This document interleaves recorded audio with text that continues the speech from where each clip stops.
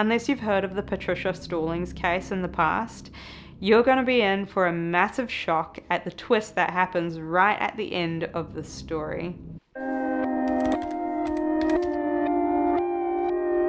Hi, my name's Yasmin, and I tell stories about things that are either scary, disturbing, or true crime. So if you'd like to, then please subscribe and give the video a thumbs up, and we will get on with the rest of it. In the mid-80s, in a small town of Hillsborough, Missouri, Patricia, or otherwise known as Patty, was a young lady at the time, and she was working as a convenience store clerk. Hillsborough is a very small place, and she'd often come across regular customers. One of these customers in particular really caught her eye, and this was a man named David Stallings. David was a regular at the convenience store, and over time, Patty and David would get talking, only to realize that they both liked each other. So in 1986, they began dating, and their love blossomed from there very quickly, and by 1988, they got married. They bought a quaint little family home, and by April of the following year, they welcomed their first baby boy named Ryan. They were very loving parents, and they absolutely adored their son, and they were settling in very well to the transition of having a newborn. Ryan was a bit of a colicky baby though. He was a bit fussy with his feeding, so that made everything a little bit challenging, but overall they seemed very happy and healthy as a new family of three. Things took an awful and unexpected turn when Ryan was only 3 months old. He started having these really violent attacks of vomiting, and it seemed to be a little bit more intense than just what it would be if it was a stomach bug. Soon, Ryan started to have extremely labored breathing, and he was starting to get very lethargic, and it was generally not the way he was normally, so his parents were quite concerned. So concerned, in fact, that they rushed him to the emergency department at Cardinal Glen Children's Hospital.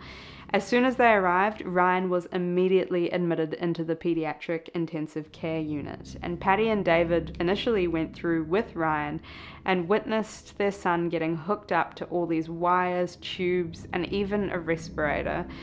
It was taking a long time to get some answers as to what this mysterious illness could even be in the first place, and the doctors took multiple blood samples, urine samples, but of course these results do take time to come back, so they actually told Patty and David to go outside and wait in the waiting area, separated from their son. After a number of hours, the doctors called Patty and David back into a private room, where they presented some blood test results which revealed something very concerning. Extremely high levels of a compound named ethylene glycol were found in Ryan's blood sample. Ethylene glycol is the main ingredient that's actually found in antifreeze, and the human body can't actually make ethylene glycol. It has to be ingested in some form.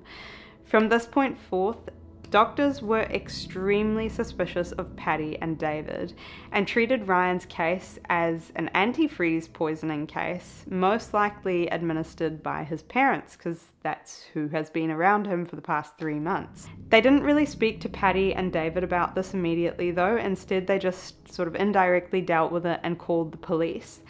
And all of a sudden, these detectives showed up at the hospital. They quickly separated Patty and David to question them individually, just to see what may have actually happened and to see whether their stories aligned with each other's.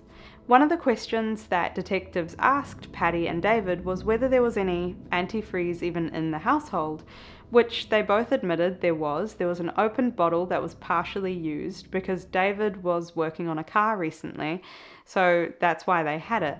But there's no way a 3-month-old baby would have been able to crawl towards this antifreeze and accidentally consume it. Detectives thought, this is very suspicious, so they decided that Patty and David were no longer allowed to see their son without a doctor or a nurse as a chaperone in the room with them.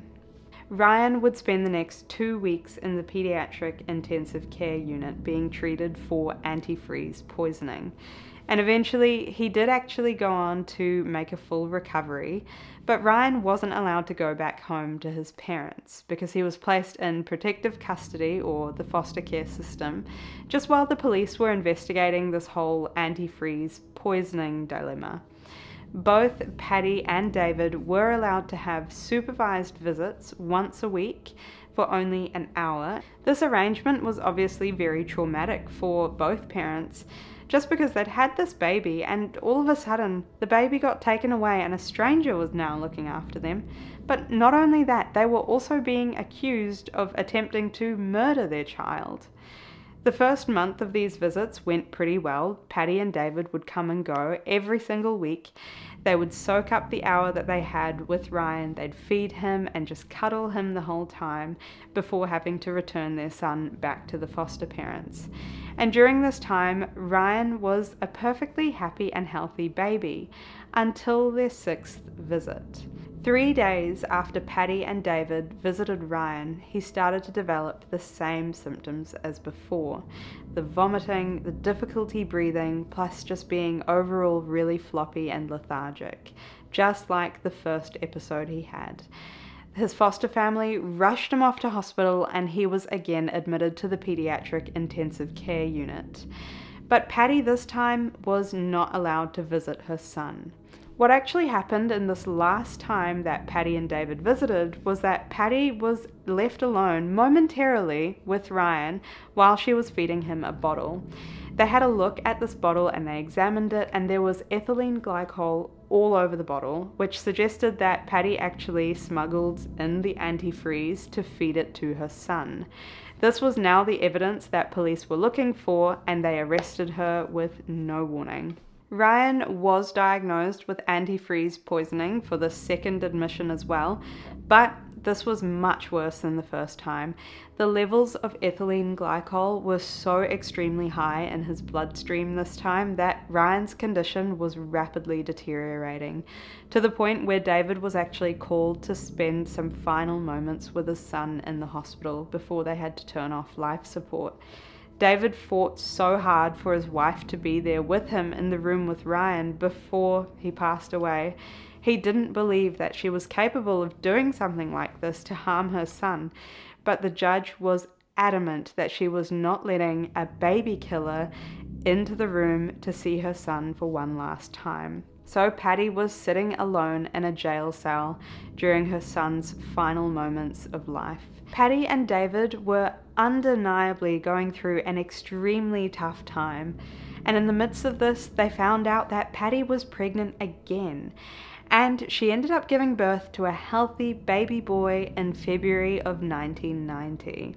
They named him David Jr., and David Jr. was taken straight into custody to prevent him from the fate of what happened to his older brother. David Jr. was only 2 weeks old when he started to develop the same symptoms as Ryan, only this time he'd never ever been around his mum or dad, so why was he developing the same symptoms as antifreeze poisoning? Blood tests revealed that he had a genetic condition called methylmalonic acidemia, also known as MMA, which is a very rare genetic condition that affects somebody's liver, and it stops them from producing a certain enzyme. Because of this, their body produces something called propionic acid, which is extremely similar to ethylene glycol. So similar, in fact, that the only difference between the two compounds is one carbon atom, so it's very easy to get them confused with each other. If you were to have very high levels of propionic acid in your bloodstream, you would get the same symptoms as someone who had antifreeze poisoning. Although this is an awful diagnosis because the life expectancy of someone with MMA is so short, but Patty thought this was enough proof that she didn't kill her eldest son. This suggestion that maybe Ryan died due to MMA and they just never diagnosed it was presented by Patty's lawyer to the Jefferson County prosecutor, whose name was George McElroy, who responded with something really rude. He said you may as well speculate that some little man came down from Mars and shot him full of some mysterious bacteria. They didn't even consider MMA to be a possibility for Ryan's death, even after his little brother was diagnosed with it. The jury found Patty guilty, and she was sentenced to life in prison without the possibility of parole. Some time passed, and this case was aired on TV on a show called Unsolved Mysteries, and by sheer luck, a biochemist by the name of William Sly from St. Louis University just happened to be watching this particular episode. Something about this case didn't feel right to him. He teamed up with a colleague named James Shoemaker, who was one of the directors of a diagnostic testing lab at St. Louis University, and he got approval to retest Ryan Stallings' blood sample again. When they retested it using the exact same methods that the hospital lab used, they actually revealed that Ryan didn't have antifreeze poisoning or ethylene glycol in his blood. It was propionic acid, just like David Jr., and this was due to MMA. A geneticist from Yale University even confirmed this, who finally convinced the prosecutor that Ryan was not murdered by his mother and that he in fact did die from the genetic condition MMA, not antifreeze poisoning. Apparently, the initial test that was done on Ryan's blood sample that revealed that it was ethylene glycol was not done properly, and the results were overlooked. The reason why they were overlooked is because the compounds are so similar to each other. The judge apologized to Patty, although this would never undo any of the emotional damage that they forced her to go through, alone in jail for a whole year. But once she was released, her and David claimed back David Jr., and they lived somewhat of a normal life after this. If it weren't for having their second baby, Patty would have never ever been released from jail in the first place. Unfortunately, as I said, MMA is a fatal condition and the life expectancy does vary from person to person. David Jr. passed away when he was of the age of 23 with this awful condition. That was the insane case of Patty Stallings and her getting wrongly accused of killing her child. If you found this interesting, then please subscribe because I post videos like this every single week. Please give the video a thumbs up and I will see you in the next one. Bye.